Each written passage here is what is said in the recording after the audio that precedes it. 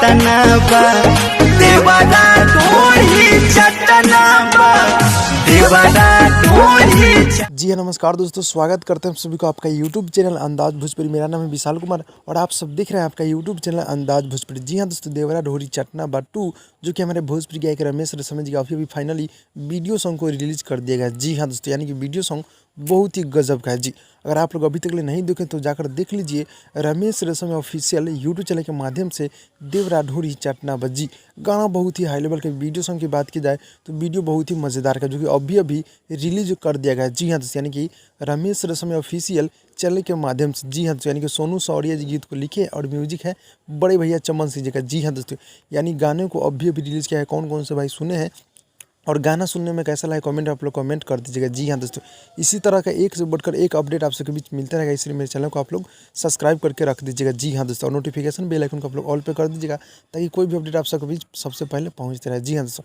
तो गाने को जाकर सुन लीजिए Ramesh Reshammiya official YouTube channel के माध्यम से। सुन लिए तो कमेंट में कमेंट कीजिएगा वीडियो सॉन्ग देखने में कैसा लगा। जी हाँ दोस्तों, तो भाई लोग यही छोटा सा अपडेट था, अच्छा लगा था लाइक कीजिएगा, चैनल को सब्सक्राइब कीजिएगा। मिलते हैं अगले वीडियो में, तब तक के लिए धन्यवाद दोस्तों।